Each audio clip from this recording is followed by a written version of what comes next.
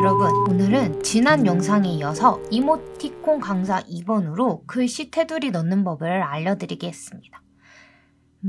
카카오톡 이모티콘을 만드실 때 글씨 테두리를 넣는 걸 원하시는 분들이 있으시더라고요.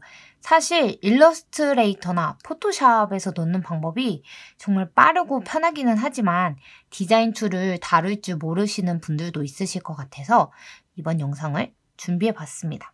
그러면 글씨 테두리 넣는 방법 바로 알아보도록 하겠습니다.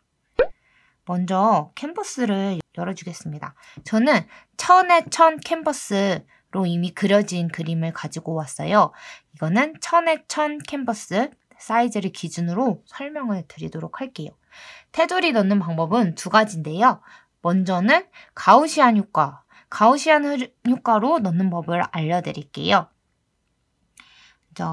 텍스트를 써도 되고 쳐도 되는데 일단 전 두 가지 방법을 다 설명드리기 위해서 첫 번째로 먼저 텍스트를 쳐보도록 하겠습니다.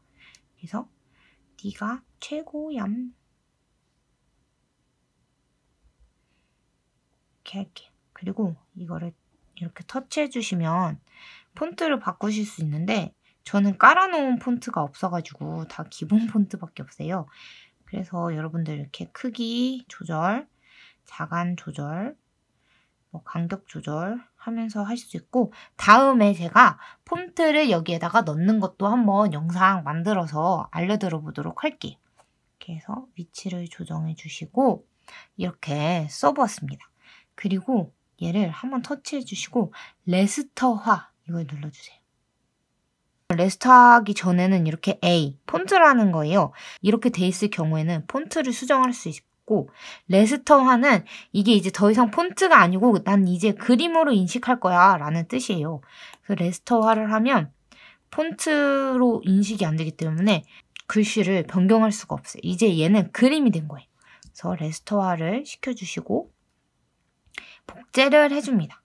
그리고 복제를 한 상태에서 이 사이에 레이어를 하나 추가해주세요. 그리고 하얀색. 하얀색이 아니라도 글씨 테두리를 하기 원하시는 색깔로 넣어주세요. 그리고 한 번 더 터치하고 클리핑 마스크.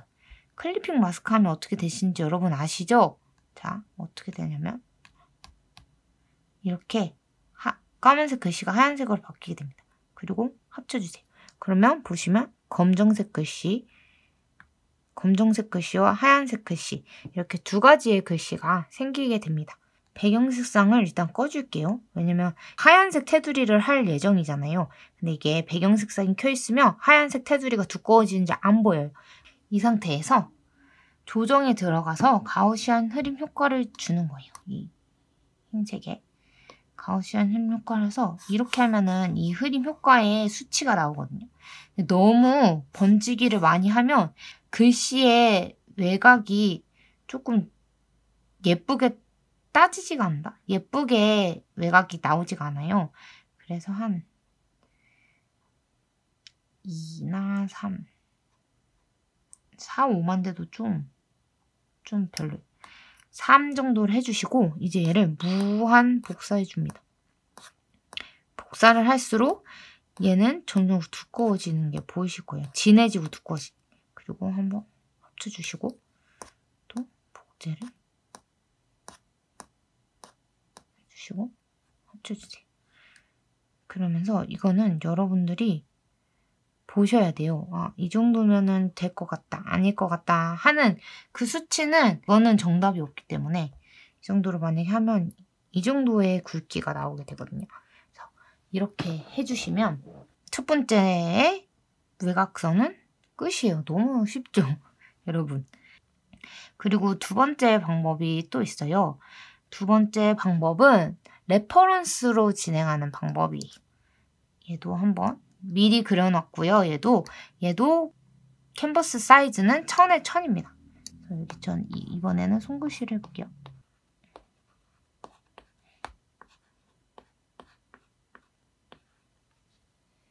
좀 손글씨로 썼어요. 이렇게 글씨를 쓰셨으면 여기에서 이제 레이어를 하나 추가해서 아래에 놔주세요. 그리고 이 글씨를 레퍼런스 해서 레퍼런스 이 아래 글씨가 나온 걸 보실 수 있습니다. 레퍼런스를 해주시고요. 배경 색상을 꺼줄게요. 왜냐면 잘 보이기 위해서. 그리고 레퍼런스 밑에 새로 추가한 거 거기에다가 이 외곽선에 이렇게 컬러 드롭을 해주세요. 그리고 방금 제가 한 것처럼 채우기 계속 해서 이 글씨를 선택해주세요. 그러면 이렇게 하얀색 글씨가 보이시죠? 근데 지금 이렇게 했을 때 엄청나게 작은 거 보이세요? 이 굵기가? 이거는 반복을 해도 굵어지지 않아요. 보이시죠? 안 굵어지죠? 이렇게 합체해도. 그렇기 때문에 이거는 저희가 카카오톡에다가 내는 사이즈가 몇인지 저번에 알려드렸죠?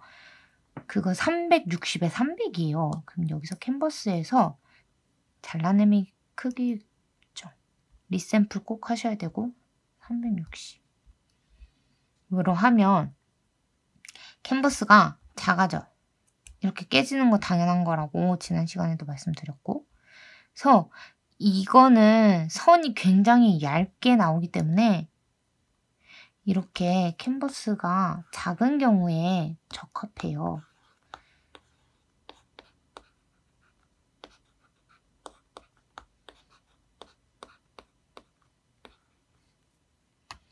이렇게 했을 때 레퍼런스 하시고 레이어에 컬러 드롭 이렇게 계속 지금 360 사이즈로 작업하고 있는 거 이렇게 했을 때는 이 굵기가 좀 적당히 나쁘지 않아요. 그쵸? 근데 아까 천에다가 했을 때 굵기 보이세요? 완전히 다르죠? 그래서 여러분 이거는 해상도가 좀 낮을 때 이 캔버스의 사이즈가 낮을 때는 이 레퍼런스 방법이 편해요. 왜냐면 한 번만 하면 되니까.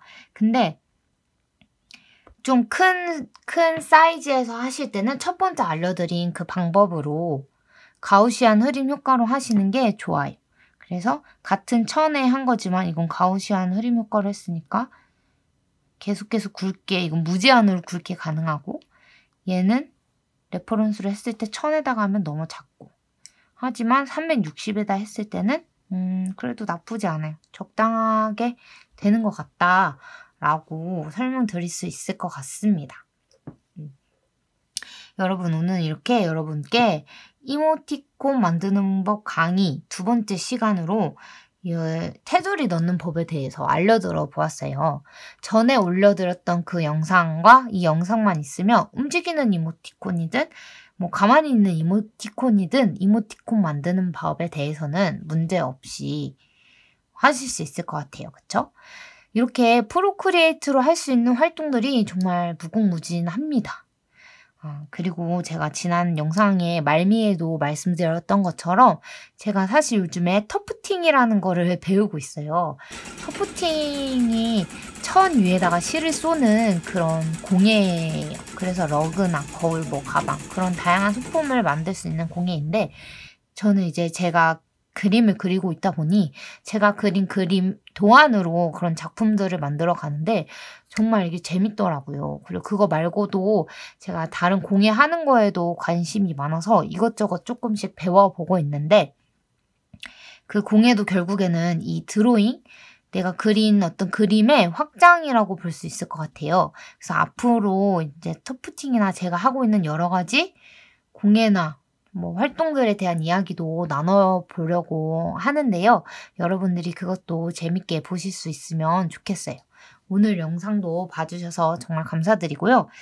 정말 여러분들 늘 행복하시길 바라고 이 이모티콘처럼 여러분들 최고라는 거를 잊지 마시고 이건 정말 제가 여러분들께 전해드리고 싶은 메시지였어요. 여러분들이 최고의 어떤 모습이든지 최고시니까 오늘 하루 행복한 그런 하루 보내시고 즐거운 드로잉 하셨으면 좋겠습니다. 감사합니다.